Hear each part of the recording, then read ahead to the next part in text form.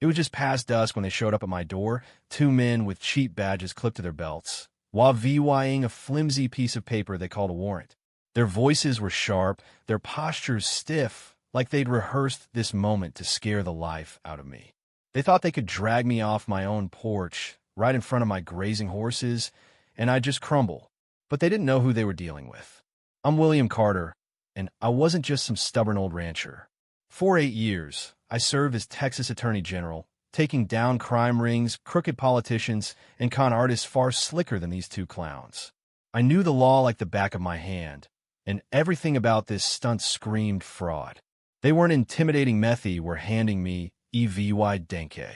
My name's William Carter, but folks in Willow Creek call me Judge, a nickname I picked up long before my legal days, settling disputes among ranchers with a fair hand. After 2 terms as AG, busting corruption cases that lit up headlines, I came back to my family's 50-acre ranch, a place steeped in history.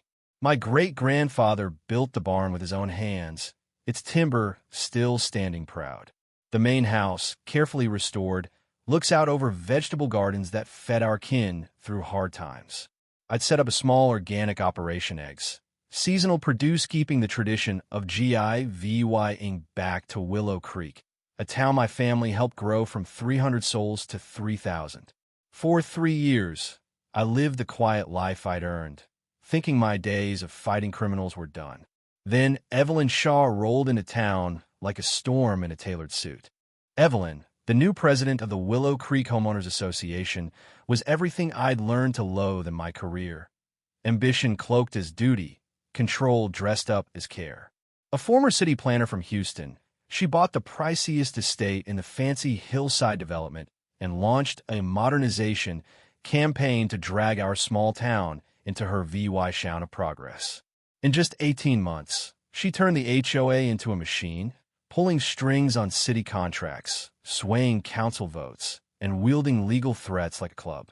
Through shady deals and obscure municipal codes, she stretched the HOA's reach far beyond its borders, using a vague rule called adjacent property oversight to claim authority over places like my ranch. It was clever, I'll give her that, but it was also a declaration of war. Her vendetta started small formal complaints about my chickens, calling them a health hazard. She griped about my gardens, labeling them commercial farming in a residential zone. Boldest of all, she targeted my great-grandfather's barn, claiming its rustic look tanked property values. I explained, calm but firm, that my ranch had been here since 1923, long before her HOA existed, and was exempt from their rules. That's when her mask slipped. "Mr. Carter," she said, her voice like ice, "every property will meet modern standards. So I just need more encouragement." Her words, spoken under the harsh glare of a town hall parking lot, weren't just a threat, they were a promise.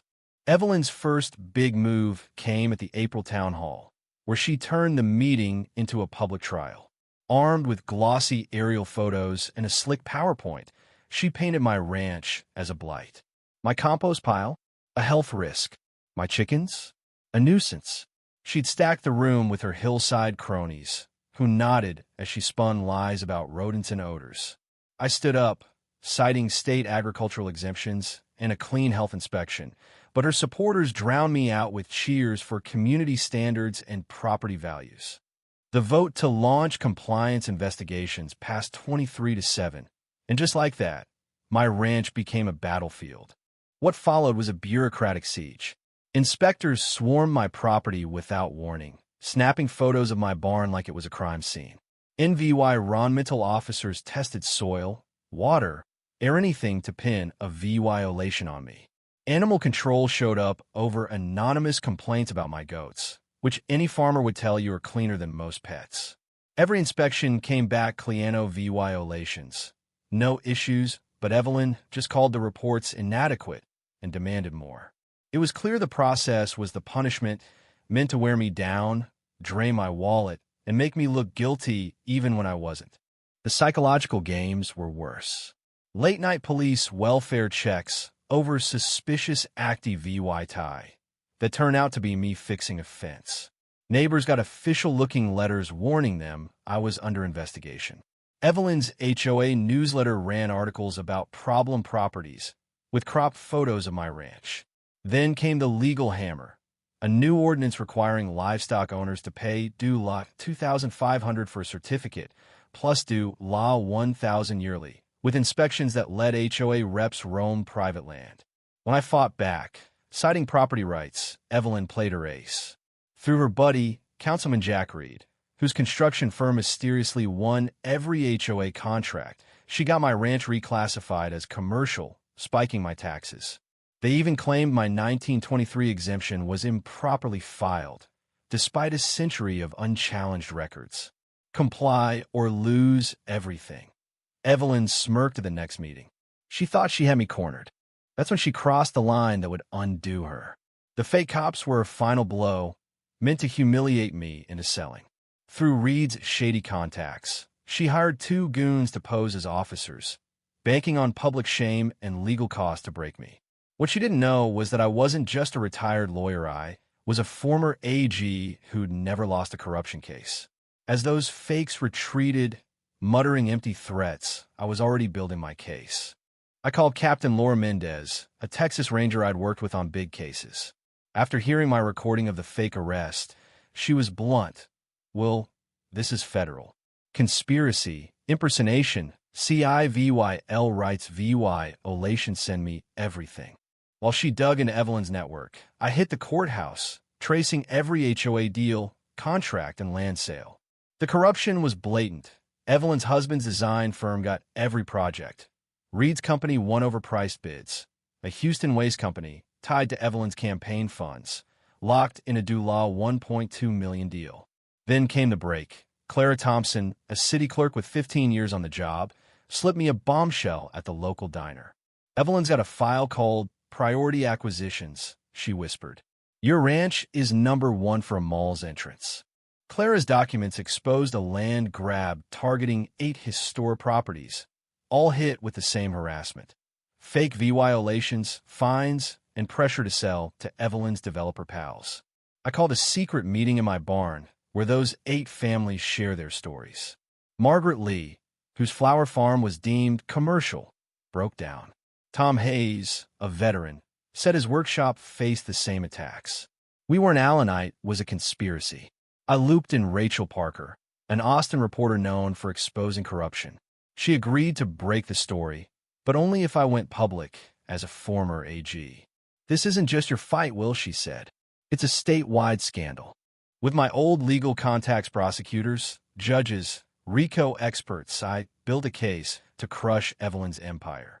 We filed FBI complaints, drafted lawsuits, and prepped constitutional challenges. By October, I had a mountain of evidence, financial trails, witness accounts, and Clara's files. Rachel's expose was ready to drop, and federal agents were circling. The October 15th town hall was Evelyn's endgame, a staged vote to condemn my ranch. She'd packed the room, lined up friendly press, and planned to steamroll opposition. She didn't know Laura Mendez was in the back with feds. Rachel had a camera crew, and my team had filed restraining orders that day. Evelyn took the podium, all confidence, flashing doctored photos of my ranch and spinning lies about health hazards. The Carter Ranch threatens our community's safety, she declared, her voice dripping with fake concern. When she opened the floor, I stood, recorder in hand. Ms. Shaw, care to explain why you sent fake cops to arrest me? The room went dead silent. Her face froze as I played the audio threats, demands proof it was a scam. Gasps rippled through the crowd. I'm William Carter, former Texas Attorney General, I said, my voice steady. I've spent 30 years taking down corruption, and I see it right here. Chaos erupted. I laid out the evidence, Evelyn's kickbacks, Reed's rigged contracts, the acquisition list. Margaret Lee stood, voice shaking, and told her story. Tom Hayes followed. The crowd turned, shouting questions as Evelyn stammered. When Reed tried to defend her, I played recordings of him admitting to bribery. Laura Mendez took the stage, announcing federal probes. Then Frank Sullivan, a local store owner, grabbed the mic. Will's family built this town, he roared. We don't need some Houston shark stealing our land. The standing ovation shook the walls. 2 weeks later, Evelyn was arrested for fraud, extortion, CIVYL rights violations. News cameras caught her handcuffed, a poetic end for someone who faked arrests. Reed's company collapsed, exposed as a laundering front. He took a plea deal. The waste company lost its contract. Evelyn's husband's firm tanked. The HOA imploded, and Margaret Lee became president, scrapping its predatory rules. The city council, scrambling to avoid feds, repealed every ordinance, fixed my taxes, and apologized. Clara got whistleblower protection and a promotion. Rachel's story won awards, sparking Texas-wide HOA reforms.